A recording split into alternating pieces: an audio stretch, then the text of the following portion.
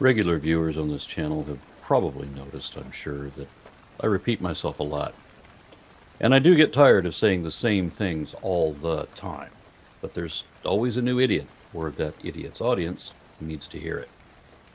If evolution is real, and if there is this Is it real? constant, I don't know, but it's visible.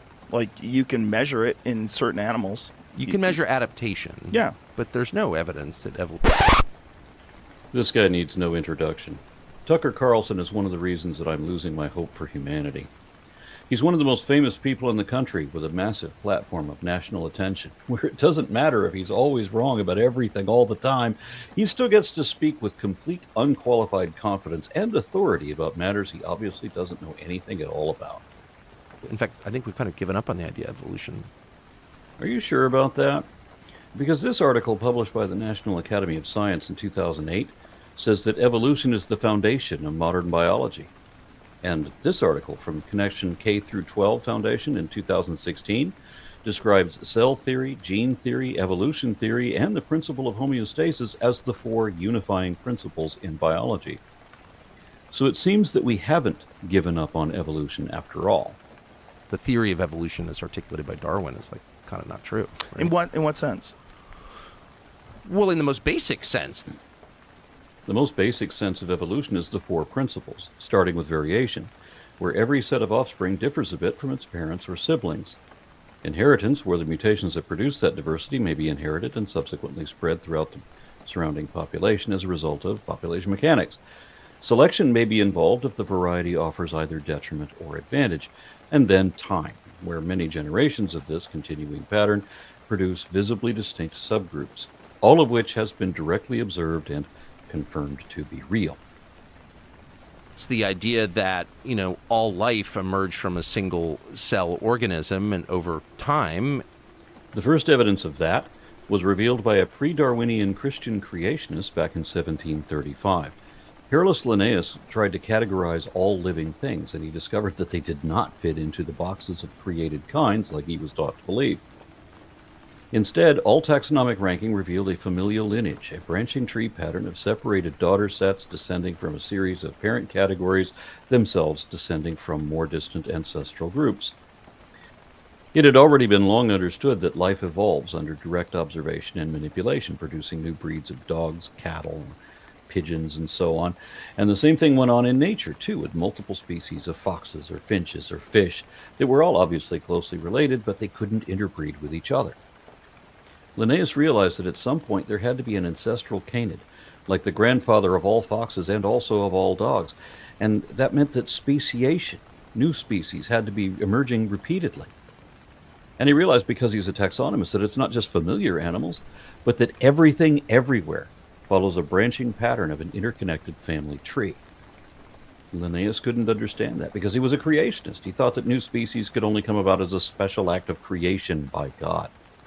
Yet every scheme of classification demands speciation has to happen at various points, myriad points throughout. He couldn't explain how that could happen, though he eventually realized that it had to be happening somehow. Then, 100 years later, Darwin provided the first of several working mechanisms now known. Darwin answered Linnaeus' dilemma when he explained the origin of species by means of natural selection. And science has since observed that natural selection does indeed work, and they've observed that, the evolution of new species as well, several times, proving that Darwin was right. And there would be a fossil record of that, and there's not. I have a Bachelor of Science degree in anthropology that I got from Arizona State University's School of Human Evolution and Social Change, home of the Origins Project and of the Institute of Human Origins, which was started by paleoanthropologist Dr. Donald Johanson, who became famous for discovering the missing link between humans and apes that was predicted in detail by Darwin himself. Johanson made that discovery exactly 50 years ago, back when Tucker was only 5 years old. That first fossil is one of hundreds of individuals now known from that species, and that species is now just one of dozens of intermediate forms that all prove that there is a fossil record of human evolution that Tucker never knew the first thing about. But Tucker just assumes that if he's never heard of it, that it doesn't exist. In this case, absence of evidence not only means evidence of absence, but absence of intelligence, meaning data. Data that would be available to anyone who spent even a moment looking into this, but why would you want to get an education when you could just assume that you already know better than all the world's best educated expert specialists anywhere ever, even on matters that you never even bothered to look up on Google? Tucker never tried to find this information because he lives in an echo chamber where ignorance resonates, stupidity reverberates, and bigotry radiates. That's why he always looks so confused, like a dog who doesn't recognize his reflection in a mirror.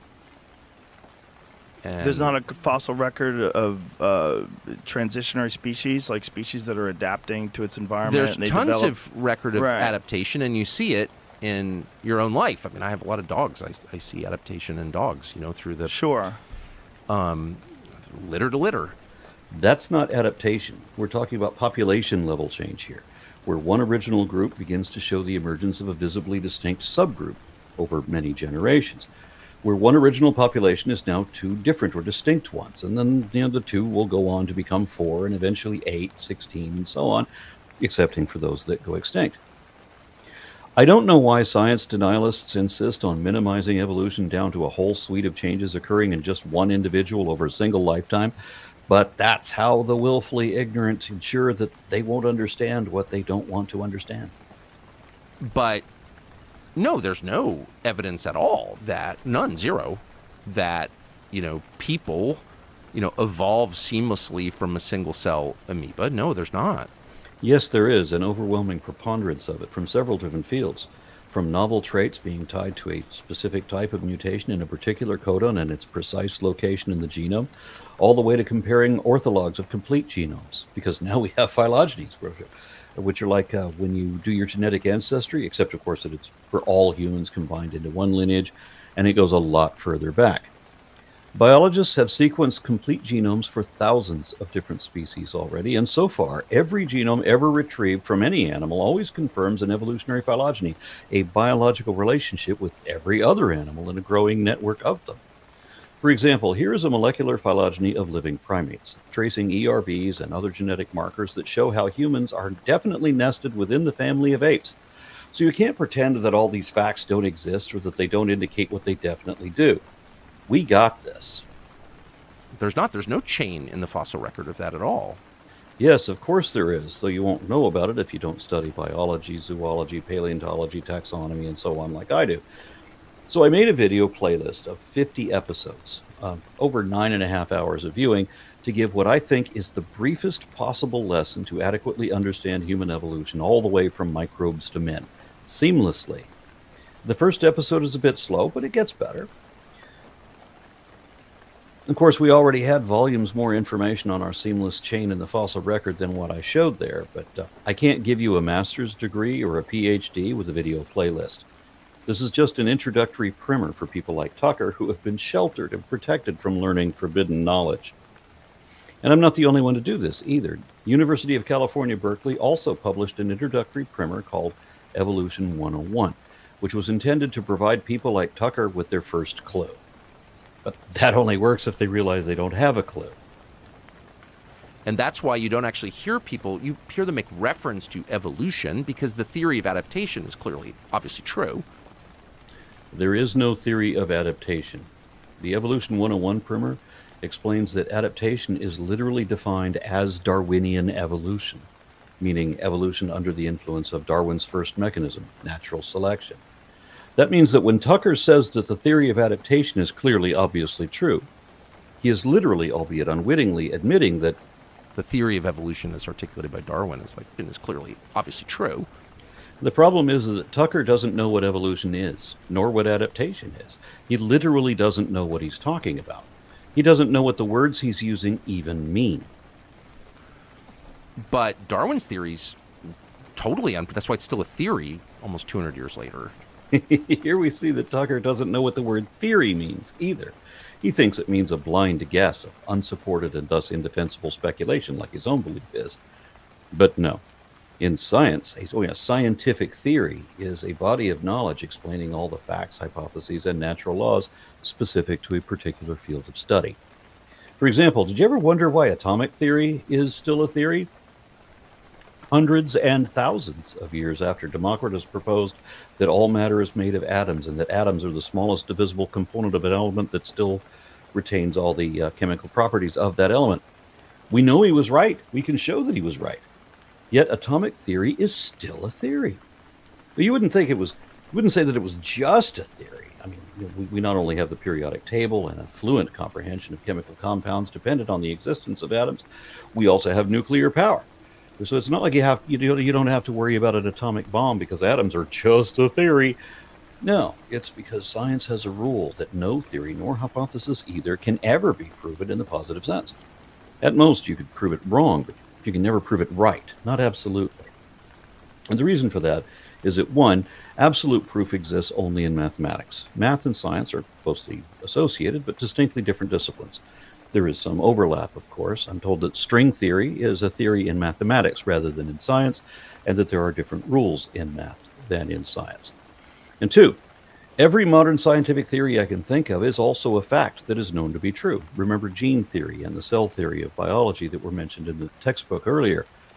But once you declare something to be proven true in the absolute sense, then you stop learning.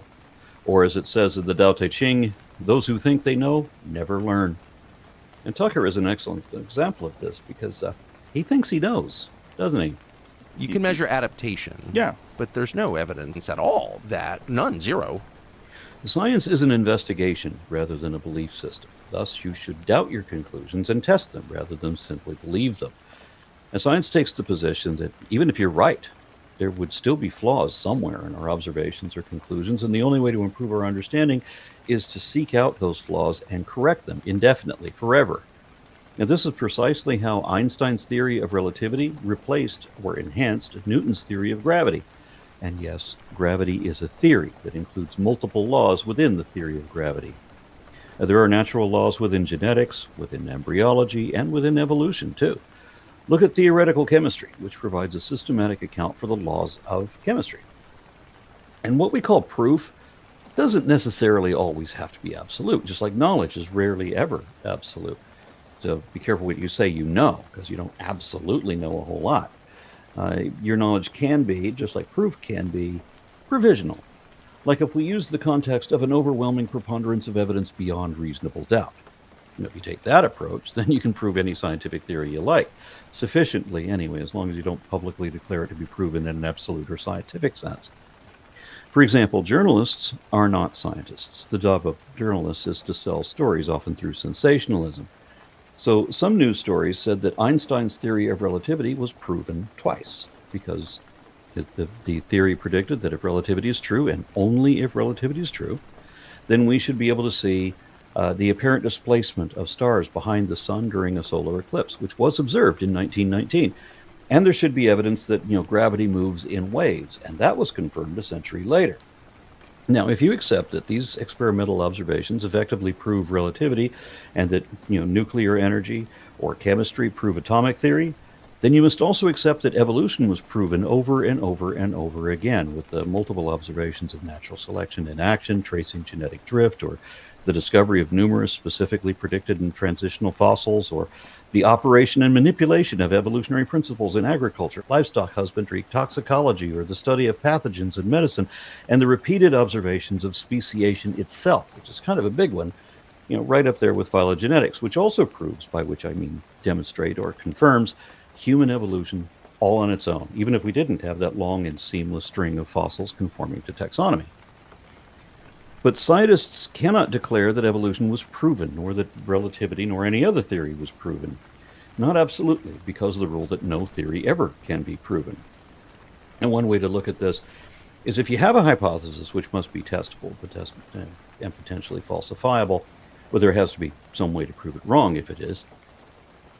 And you set about doing that, like Darwin did, testing his ideas however he could for decades to make sure that it's right and that he's already accounted for everything he could before he finally published. Then the scientific community tore into it, and they couldn't disprove it either.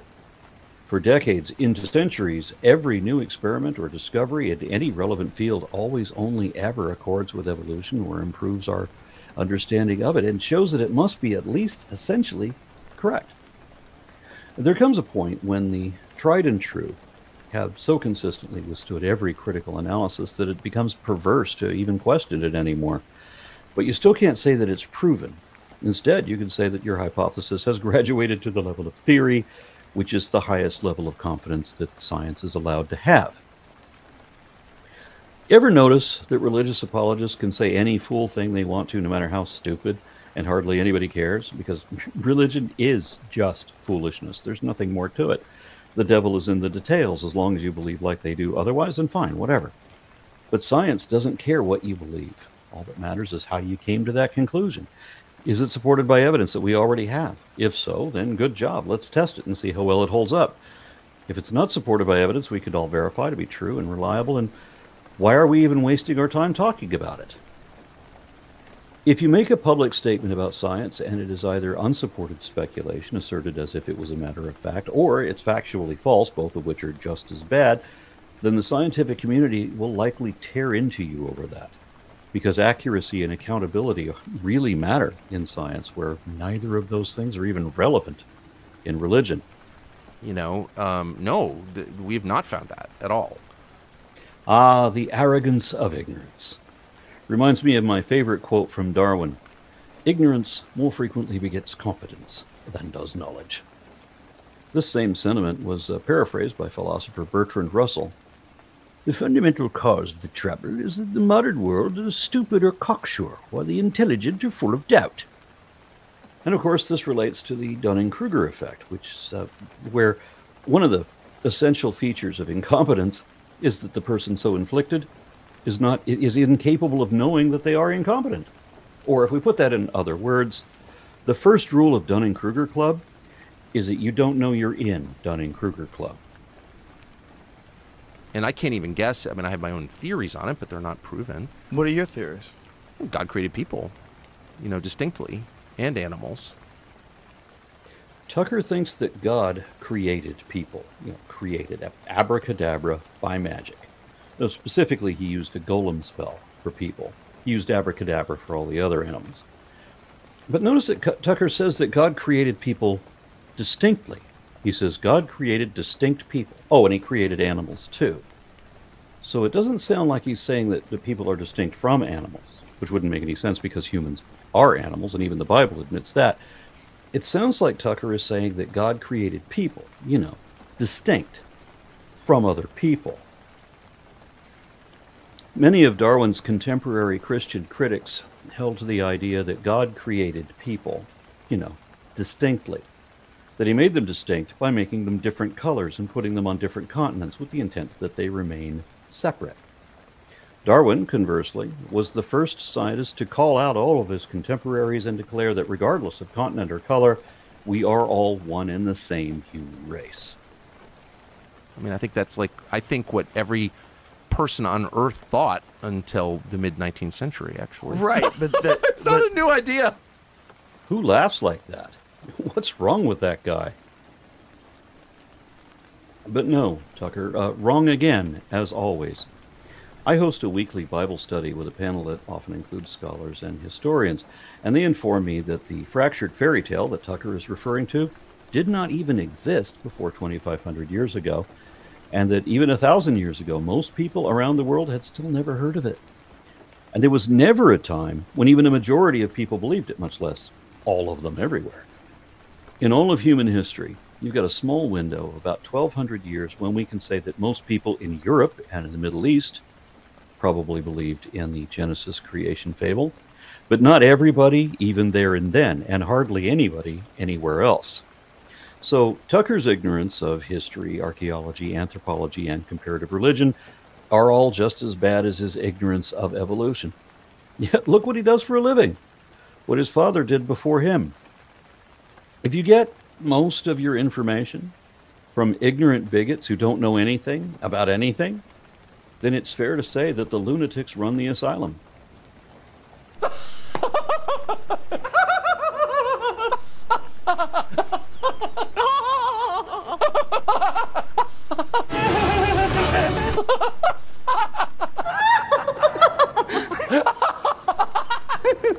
f*** is with this guy? Who is he? More importantly, The pioneers of evolutionary theory were all Christian. Even Darwin himself was still a Christian when he first put his theory together. And some of the modern champions of evolution were or still are Christian, but they're not creationists. They're not biblical literalist science denialists. Geneticist Dr. Francis Collins, director of the National Institutes of Health under 4 administrations and head of the Human Genome Project, is an evangelical Christian, yet he laments that Adam and Eve are not genetically possible and that they do not fit the evidence.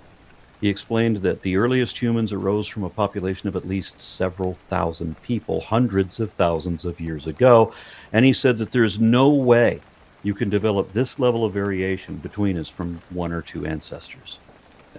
He's a geneticist, head of the Human Genome Project, probably knows genetics.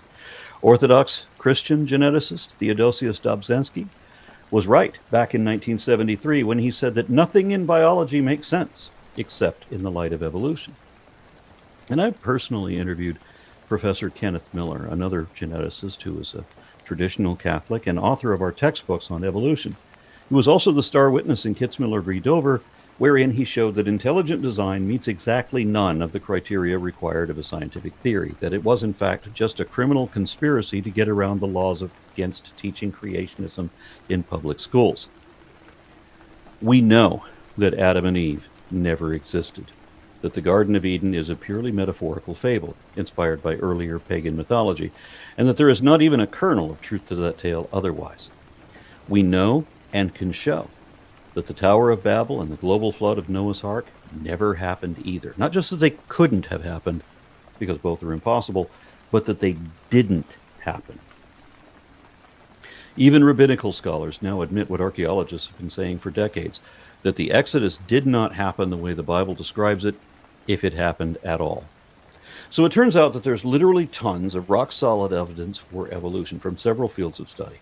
But you know what there's no evidence for? None? Zero? Creationism. No actual factual evidence, nor logically valid arguments, nothing whatsoever. All creationism ever had are frauds, falsehoods, and fallacies with absolutely no truth to it. So it's not just that Tucker's baseless speculation that he calls theories have not been proven, it's that they were never theories in the first place, and they have already been proven wrong.